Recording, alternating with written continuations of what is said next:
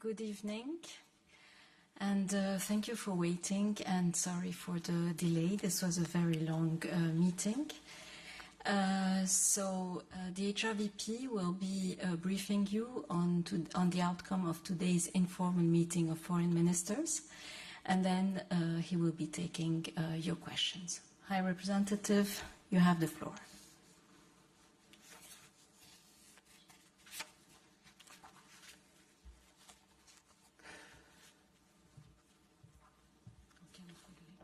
It works? Yes. Good afternoon or good evening. Sorry for being so late. It has been one of the most intense foreign affairs ministers of the last 5 years. To start with, we had a discussion with Minister Kuleba on how to best support Ukraine at all levels. There is water, don't worry.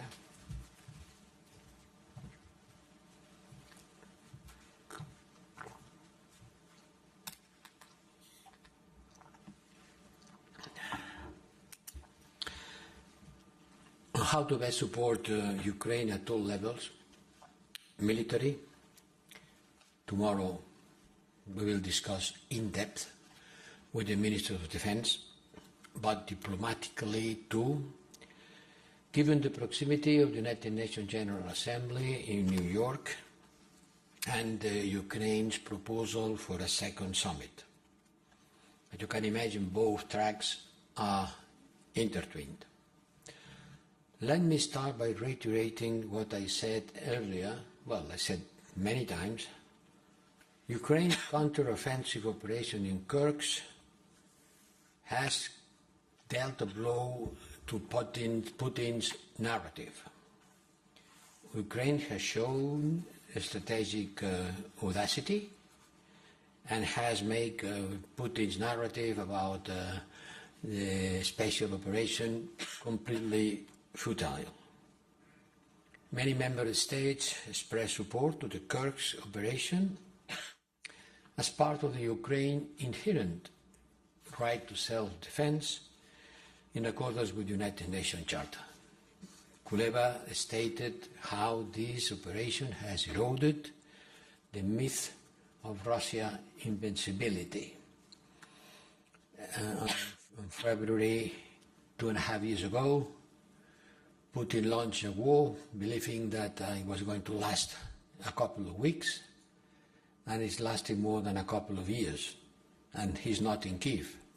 He is withdrawing, and even the Russian territory is being attacked.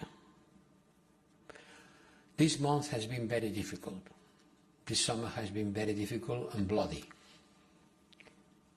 And this Monday we saw Russia massive attack, Monday 26, 300 missiles and drones in a single day against Ukrainian cities, targeting critical energy infrastructure. But not only. Hospitals and health centers are being bombed too. And we will see more, because Russia wants to put the whole Ukraine in the darkness and in the cold. And believe me, in Ukraine in winter is very cold. And this is the purpose, to annihilate the electricity capacity of Ukraine before the winter. We got a lot of information about how things are going in the battlefield, how the attack to Kursk is changing the game on the front line in Donbass, but the air defense remains existential for Ukraine. And the message of Kuleba was crystal clear.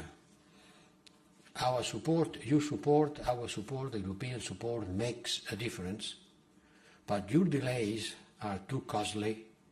It has been too costly yesterday, it's too costly today, it will be too costly tomorrow. You heard me this morning. Ukraine can be very successful in the battlefield if we truly do whatever it takes. As we like to say, whatever it takes, and on time. Delays are measured on lives. They can not only hold and defend, but with the adequate support, they can push back against the aggressor. So we must speed up and increase deliveries. There was also something clear, a clear demand by member states for harsher measures against sanctions circumvention. This work starts at home.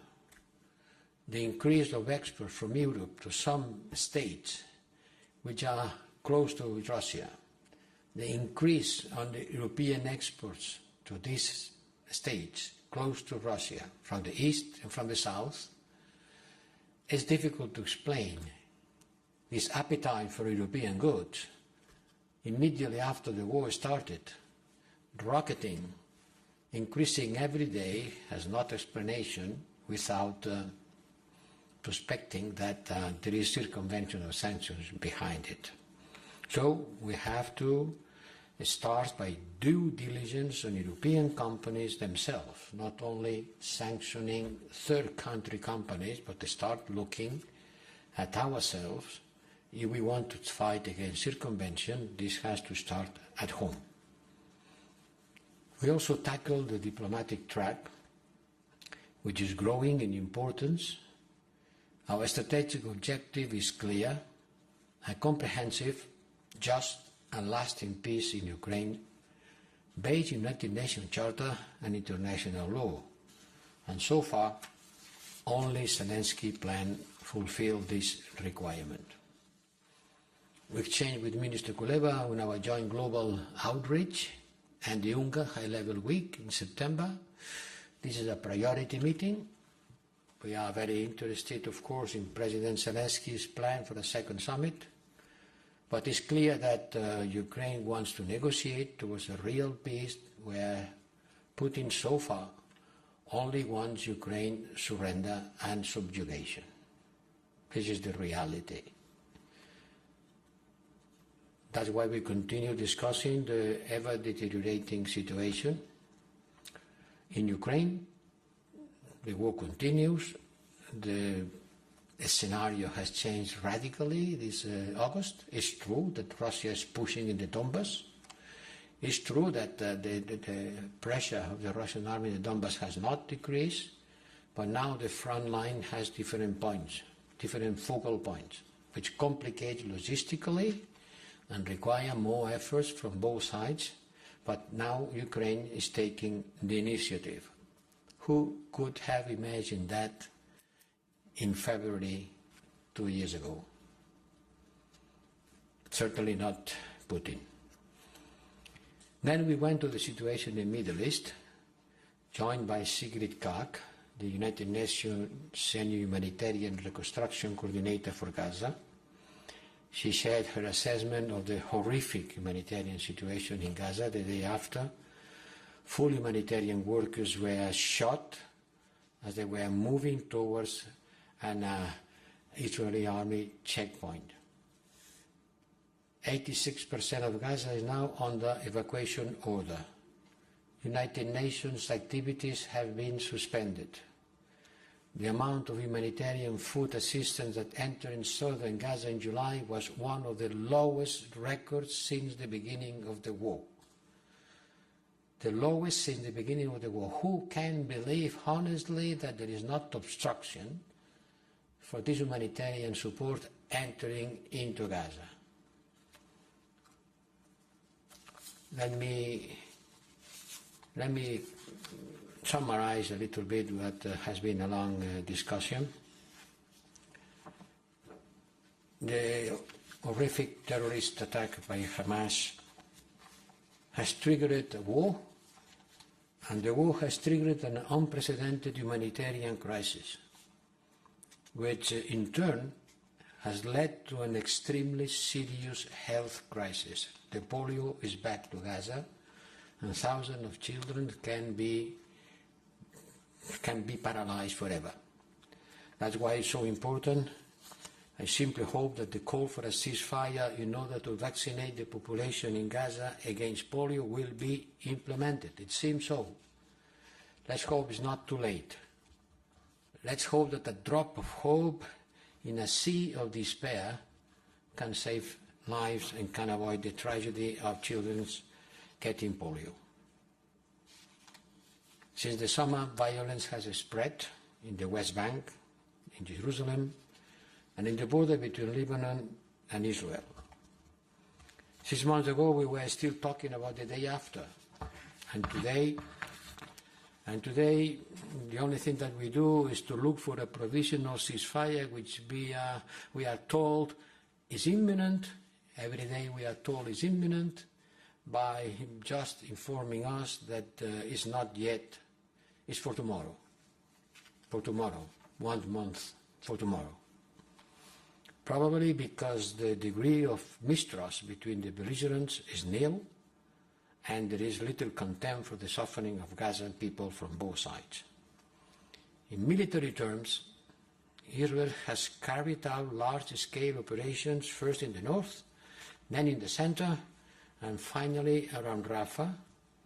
These operations have undoubtedly considerably weakened Hamas, but the extent of consequences and the extent of destruction and the human losses is still to be known.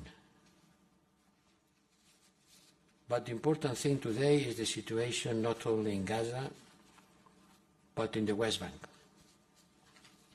The Secretary General of the United Nations has issued a statement this afternoon asking for a stop on the military operation in the West Bank, with an important number of airstrikes and casualties. The conflict is being extended to the West Bank and Jerusalem because they are at the heart of the conflict, because they combine both the territory and the symbolism. This is a fight for the territory, but also for the symbols. And a case in point is the desire of extremist Israeli ministers to rebuild the Temple Mount on the esplanade of the mosques. We are thus witnessing a form of radicalization on the part of some members of the Israeli far right, for whom Gaza has always been a minor issue compared with the West Bank and Jerusalem. Maybe they don't care about the settlements in Gaza, since any return to calm would make it more difficult to pursue the colonial agenda they have for the West Bank, the expansion of the colonies. And that's why I propose to the member states to study sanctioning, listening in our listing to Israeli ministers. We have discussed about it, certainly it was not unanimity. Remind that this is not an executive council. We don't take decisions, we only discuss politically. But I will use my capacity as High Representative that, according with the treaty, can make proposals to the Council, and I tabled a proposal to the technical bodies of the Council in order to study the proposal of including these two ministers in the listing for violation of human rights. The ministers will decide. It's up to them, as always. But the process has been launched, will be launched. Each case will be studied carefully in accordance with the circumstances, and the ministers will take a political decision considering all circumstances. The good news is that we have an agreement to hold a high-level meeting in New York during the UNGA. I hope it will take place, but by the time being, I have an agreement, and I want to thank our Special Representative for the Middle East peace process for all the effort. We have an agreement in order to invite everybody, not exclusion. If Israel wants to come, he will be invited. In fact, everybody will be invited. No exclusion, but a high-level meeting.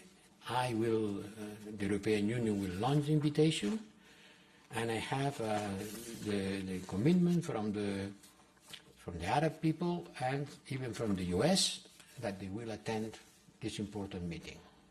So finally, we will have a high-level event during the UNGA week it would be very strange not to have it, because we had it last year when the Middle East was calm. It would be very strange that 1 year later, when the Middle East is erupting, that the UNGA was not holding a high-level event in order to take care of what is happening there. I insist the violence spreading in the West Bank shows a will of not ending the war. And the current terrible situation bears the seed not only for a generalized war between Israelis and Palestinians, but also a conflict inside the Israeli societies, and also making the whole Middle East on the edge of a precipice. I understand the situation is complex. I understand that there are the shared nature responsibilities. But the complexity must not paralyze us. By the contrary, it should spur us to take action, to ensure compliance with a certain number of minimum rules, which once again have been clearly laid down by international law. And the conflict is not solved because we don't have the will to use those instruments in an effective way. So I hope that this meeting at the United Nations will bring some good perspective. On Iran, some member states refer to Iran and the threat of Iran providing ballistic missiles to Russia. Just before entering the meeting, I sent a message to the new Iranian minister expressing my concern. I got an immediate answer saying that that's a false information and asking for a meeting in New York at the end of the month. About the mission on Rafah border, we are ready to go. We have the capacity. We have the human capital, the organization, the resources. But it has to be done in accordance and with participation of the Palestinian Authority, not of some Palestinians. No, some Palestinians, no. The Palestinian Authority. And this is a requirement also from the Egyptian side. And as far as there is an agreement and Israel accepts that this mission operates with the presence of the Palestinian Authority, we will be there. And believe me, is very much needed, because the amount of people wounded without any kind of assistance are being counted by thousands. So the opening of the border will provide an extraordinary relief to the immense suffering of the people in Gaza, and the ceasefire should provide for the release of the hostages. Both things have to go hand in hand. But the situation there is not only horrific, but it's also the reason why the situation in the West Bank is becoming worse and worse every day. So you have to be blind and deaf to not perceive the gravity of what's going on in the West Bank and the responsibilities of the people who put foot in the fire, saying that they have to destroy the mosques and to build a synagogue instead of it. This is not affordable. We discussed also about Venezuela. I will summarize. In Venezuela, we invited in Mundo, the candidate who has presented a certain number of actas. Actas is the result of the elections according with the certification at each voting table. That shows that he has got strong support, much bigger than the one got from Maduro. We insisted to the National Electoral Committee, I don't know exactly, Electoral Committee? No, it's not Electoral Committee, it's National Electoral, CNN, no? The National Electoral Body, the one who has the responsibility of presenting results. And Mundo explained us the situation. We have been asking for the actors once and again But 1 month later, there is no hope for Maduro presenting the actas. It's too late to continue asking for that. So the result of our discussion is that, first, we will defend the democratic process, we'll maintain close contact with and support the opposition. Since there is no acta, since there is no verification, and we are afraid it will never be, we cannot accept the legitimacy of Maduro as elected president.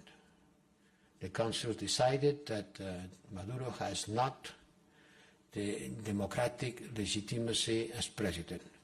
He will remain president de facto, yes, de facto, but we deny democratic legitimacy based on a result that cannot be verified.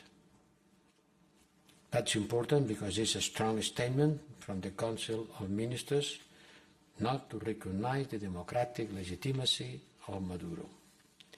Third, we will continue focusing on human rights. More than 1,500 people have been arrested since the election. Venezuelan authorities must put an end to the repression and respect the dignity, freedom and rights of the opposition, starting with the Mundo González, Maria Corina Machado, all opposition members, civil society and journalists. Political prisoners have to be freed. The High Commissioner for Human Rights has to come back to Venezuela. Four, we will continue supporting the dialogue and the effort of the regional partners, particularly Brazil and Colombia, performing a dialogue that initiates a democratic transition, provides guarantee to both sides, and leads to the restoration of democracy. We also briefly discussed the situation in Georgia, where we are increasingly concerned about the trajectory of this country moving away from the European Union. And we had a lunch with the Minister of Foreign Affairs from Turkey. It was a long time without Turkey being invited to the GIMI meeting. It was a good thing that he came. I thank all members that make possible that he could come, and we review all the geopolitical situation and in our neighborhood and beyond, and in particular the issues that makes our relationship difficult, with some problems related with the situation in Cyprus and the situation in the Middle East, but in particular the situation in Cyprus, which has been referred by many member states. We express solidarity with the European Union with respect to the position of Cyprus and our will to look for a solution through political dialogue. Let's hope that this invitation to the Foreign Affairs Minister of Turkey to our Vilnius meeting will be the first step to retake a process of dialogue in order to look for a solution to this problem, to all the problems, but in particular the Cyprus one. And that's why the Council was so long. And that's why you have been waiting so long also. Excuse me. Okay, thank you very much. And we will start taking the questions. So the first lady in black, you asked. Yeah. Lady in black. That's me. María Zornoza, para El Mundo. Le voy a preguntar en castellano. España ha puesto hoy sobre la mesa la opción de varias herramientas para dar el próximo paso en Venezuela, entre ellas el de las sanciones. Independientemente de que sea un consejo informal que no se puedan tomar decisiones, parece que no hay consenso porque cuáles son ahora el apetito que está bloqueando las sanciones en Venezuela y si usted personalmente cree que es un buen paso para responder a esa no presentación de las actas. Y también sobre sanciones, pero en Israel parece que los Estados miembros han acogido con mucha frialdad su propuesta para imponer sanciones a los ministros israelíes. No sé si confía en que tenga recorrido y en que, aunque se tarde, igual que vimos con los colonos, en algún punto vaya a lograrse el acuerdo para ello. Sobre Venezuela, la realidad es que tenemos a 55 personalidades políticas de Venezuela Venezuela ya sancionadas. Entre ellas la vicepresidenta y el que ahora es ministra, creo, de Petróleo y al que ahora es ministro del Interior. O sea, ya hemos llegado ya hasta casi la cúpula más alta. Maduro no está en la lista, el señor Rodríguez creo que tampoco, y pocos más. O sea que realmente más sanciones personales implicaría ir directamente a la sanción a los máximos responsables políticos. Ya solo quedan 2 o 3 que no estén sancionados. Y por eso los Estados miembros han pensado que era mejor ver cómo se desarrollaban los acontecimientos después de las manifestaciones de hoy y la manera en la que el gobierno trata o busca alguna clase de negociación. Sobre la propuesta de incluir en la lista de sanciones a esos 2 ministros israelíes, pues ha habido opiniones para todos los gustos. Pero ciertamente no he cortado las 2 orejas y el rabo, como diríamos en España, ¿no? Pero bueno, hay un proceso, el proceso se ha puesto en marcha, los grupos técnicos de trabajo lo estudiarán, analizarán cada caso según el Estado de Derecho, los juristas intervendrán, analizaremos lo que, la gravedad de lo que han dicho o hecho, y los Estados miembros decidirán. Pero yo tengo una responsabilidad y una capacidad. Y las he usado para poner en la mesa lo que yo creo que hay que hacer.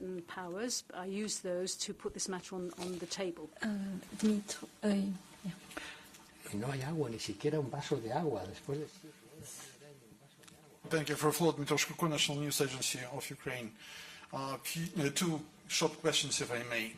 Had the ministers reached any kind of political agreement around the Ukrainian request to relieve all restrictions on the use of Western weapons on Russian military objects in Russian territory? This is the first question. And the second question, today morning you mentioned that you are considering the options to overcome so-called one country's veto on EPF funds. So that could you specify, please, what kind of solutions could be reached? It will be new instrument or changing the rules. Thank you so much. About the second question, the answer will be quickly and disappointing, because the answer will be no, I cannot tell you, because these kinds of things cannot be publicized. More than a concrete thing, it's a wish, no? I cannot accept this blockade for months. I cannot accept to have 6 billion euros in my current account, in the current account of the Election Service, I mean. This money has to go to the member states. They have been providing military support to Ukraine, and they are waiting to be reimbursed. So it has to be one way or another. And we look for a way, and we found a way to circumvent the Hungarian opposition to use the revenues from the frozen assets in order to support Ukraine. By the way, we have sent the first more than 1.5 billion to Ukraine in order to support the very Ukrainian industry at home. Not to send arms, but to help them to produce arms at home. So if we found a way for that, maybe there is another way for avoiding this blockade. And yes, we discussed about the possibility of lifting the limits for the range of use of the arms provided to Ukraine. At the end, the conclusion is mainly that it is a national decision, and member states want to keep it as a national decision. And each one will take the decision that they consider appropriate. You know, some member states don't send any kind of arms, not in any case rockets or missiles, so it's not a decision in which they can have any practical participation. And others said, well, it's my decision, I will decide what I think in accordance with my internal political decision. So, not a decision at the European level. Lawrence.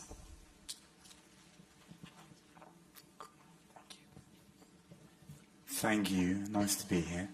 High Rep, 2 questions. One on Ukraine.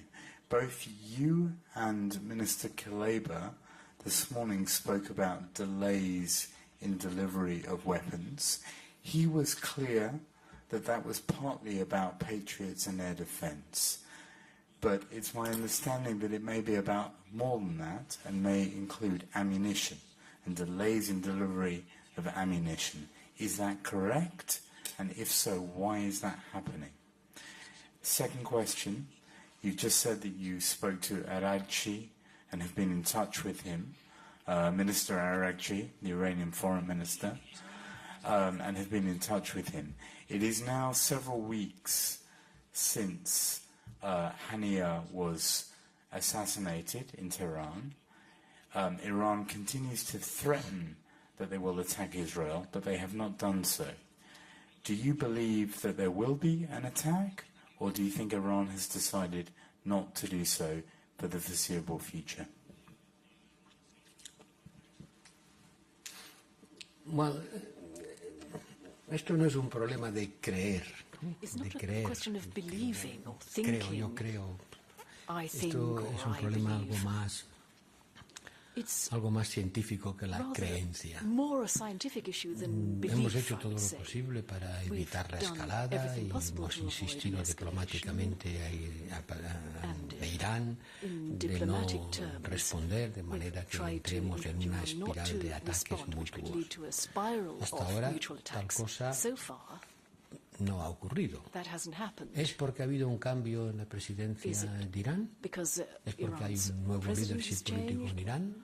No lo sé, pero hay un nuevo leadership político en Irán. ¿Es porque están buscando la ocasión? No lo sé. La buena noticia es que hasta ahora no ha ocurrido. Y un día que pasa, el tiempo avanza y, por lo tanto, la esperanza de que no ocurra aumenta. Esperemos que no haya una escalada y que no ocurra como este domingo, donde Israel lanzó un ataque preventivo contra Hezbollah en el Líbano, y que no ocurra lo mismo con Irán. Por lo tanto, este frente está calmo, más vale no agitarlo. Sobre los retrasos, mire, en materia de municiones, en los 2 últimos meses, un mes y medio desde que en Bruselas empezaron las vacaciones, el ritmo de entrega de municiones, entendido por eso los proyectiles del calibre 155, se ha acelerado mucho. Y la cifra que me dieron mis servicios al llegar ayer a Bruselas es que hemos entregado del orden de 150.000 más. O sea, este es un fenómeno que coge velocidad, se acelera y el ritmo aumenta. Cuesta arrancar, pero cuando se ha arrancado, pues cada vez se va más a prisa. ¿Por qué ha habido retraso? Simplemente porque la industria no tenía capacidad. Se está creando capacidad, la capacidad se está poniendo a trabajar y se produce cada día más. Si hay pedidos, si hay demanda, la industria va a suministrar productos. Pero necesita un tiempo para aumentar la capacidad. El ministro se refería a casos concretos de entrega de Patriots por algunos países concretos, de cuyo nombre no quiero acordarme, y tampoco hay que generalizar. El esfuerzo que se hace es grande, pero ciertamente se debe y se puede hacer más y más deprisa. Si tuviera un escudo, si fuera un conde, tuviera un escudo, este sería mi emblema. More and quicker. Esto hay que hacerlo más y más a prisa. Llevo diciendo desde el principio de la guerra. ¿Queremos dar a Ucrania? Sí, pues hay que hacerlo más y más a prisa. Maria Psara, I would like to remind you that tomorrow there is another press conference after an informal meeting with defense ministers, and it will be discussed also there. Maria. Thank you for the floor, Nabila. Maria Psara with Cyprus Public TV, RIK. I have a question on Turkey. Could you confirm that the Minister of Foreign Affairs asked for a restart on the EU negotiation on Turkey, and how would this be possible? Would it be connected to the Cyprus issue? Thank you. No entiendo.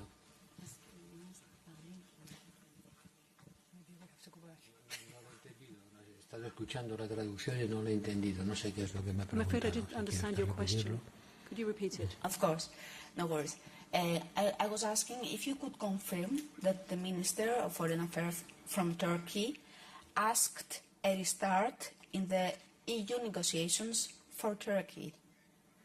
And how would this be possible? I mean, what Turkey should do to have a restart in this level? Thank you.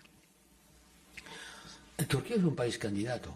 Turkey is a candidate Lo es y country. lo sigue siendo. It is, and Y es normal que el will gobierno continue turco to be se so. pregunte por el And, ritmo de unas negociaciones it's que llevan quite paradas mucho understandable tiempo. that Turkey is raising Por lo tanto, questions about stalled sin decirle negotiations. que ha pedido expresamente día y hora para Saying empezar las that negociaciones, they've es asked for a evidente specific que date la to cuestión start de negotiations. de Well, Turquía como país candidato ha sido uno de los temas que se ha I wouldn't comentado. say that. I would Pero just say no that ha habido Turkey, una petición formal de a as ver cuándo empezamos otra vez. is a candidate country, but there was no formal request to restart, or for a date to restart. ¿Me explico? Yes, for you, the black, yeah. For, Nina.